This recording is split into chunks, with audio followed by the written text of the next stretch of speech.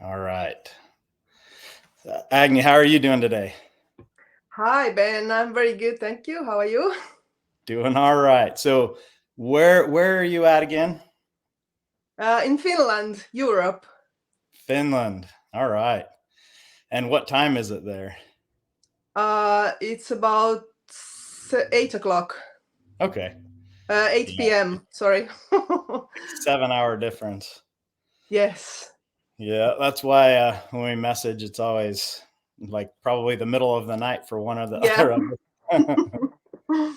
Good. Well, I'm glad to have you on here. So, we were just talking before we started recording. You were one of the very first, definitely the very first person to get CITES permits to send sheds to us. But even out of everyone, once we started saying, we were going to start doing shed testing for ball python morphs, you sent some in pretty much right away. Amazingly, you Yeah. figured out a way to get CITES permits and get them Yes. on the way here. That's awesome. That was a hassle, but we got through it. Yeah, I appreciate it. And you've sent us some really interesting, some rainbows and some of the more rare morphs we still don't have tests for, but we Yes. really appreciate that. I got those shirts from German breeders. Yeah, yeah, yeah. Anyone that's taken the time to collect sheds, send them in, and then in your case where you've waited all this time, these specific animals you were very interested in. You kind of told me the story a little bit. You have to tell it again on here, but Yeah. it happened to be for ultramel, which we had a hard time with being able to have definitive answers. And then you were also interested in sex, and you put guesses on them, and you got them all right. So Oh, cool. you got the sexes right. But That's why cool. don't you tell the story a little bit about your male and why you were interested in running his offspring for het ultramel? Yes, the mail I got from breeder from Germany. He was super inchy pinstripe ultramel and post het pied, but he got also tested and was not heterozygous for pied. And Big. then I got an adult female super Mojave, post red stripe, post pinstripe. And the babies should have been all super inches at least. But this adult female was previously paired with another male, and some of the babies didn't really look like they would have any inchy in them. So I got a little doubt. So maybe it's like a double-sired clutch, and that's why I wanted to get the babies tested, which ones are het ultramel and which ones are not. Yes. And it's just taken us a long time, but we finally got it. Yeah. So first of all, I do have.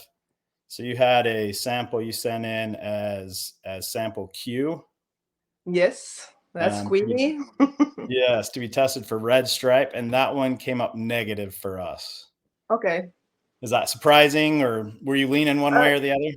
Not really, because those six babies, none of them looked like they would have red stripe, but with Enchi and pinstripe it's really difficult to see, and also Yeah, Mojave, they kind of hide the red stripe in them, so yeah.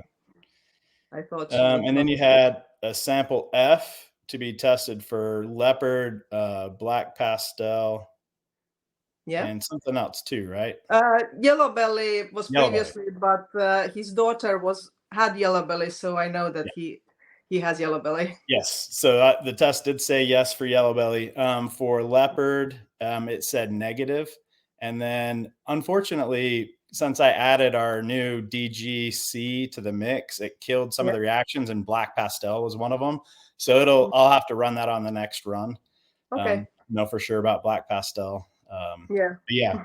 So those are the other samples. Now we'll get to your ultramel. So one of the things, and I asked you this before we started this, if you had a picture of your male, is because in the United States, the majority of the testing that we do, we get what we've referred to as ultramel A mutation, which is the first one that Dr. Hannah Siddell and her students, the work they've done, that was the first one they published. So that's what we see the most. I still see some of that second mutation, which we just barely started to be able to test for in the United States. I see it every now and again, and people ask, "Hey, I want to see a picture of a homozygous A and a homozygous B side by side," but I've never tested one that's homozygous B until yours. Oh, really? So, yeah, yeah. So that's something I Wow. had heard, is that Ultramel B is more common in Europe, and then Ultramel A is more common in the United States. Now, Right. yours are the first ones I've tested, and they fit that perfectly.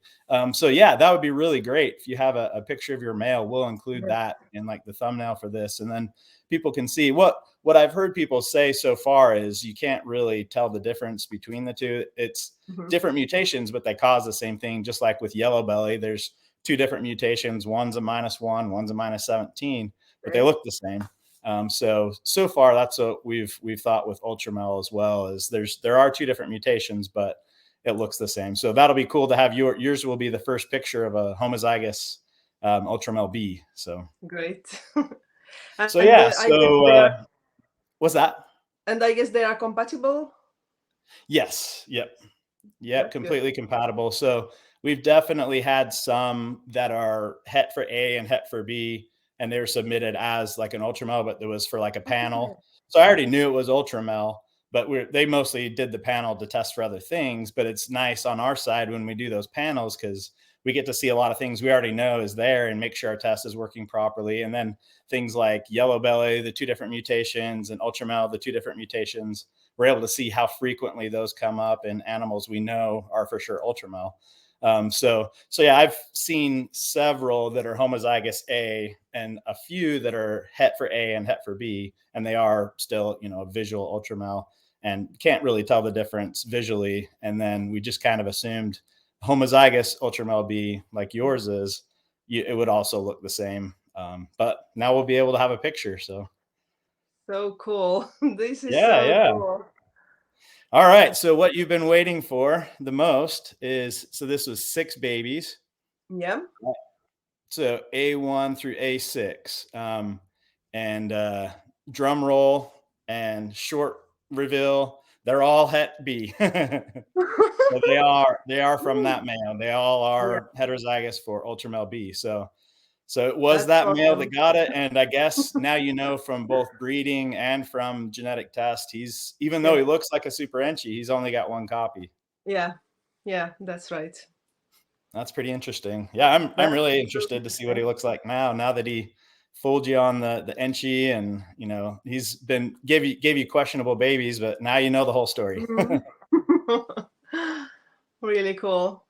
Well, thank you. Thank you so much for the results. That's just awesome.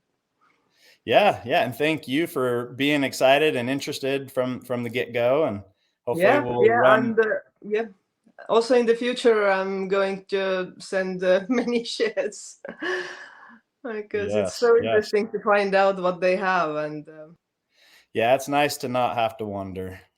yes, yeah, or wait for years to prove them out. So that's a long For way. sure.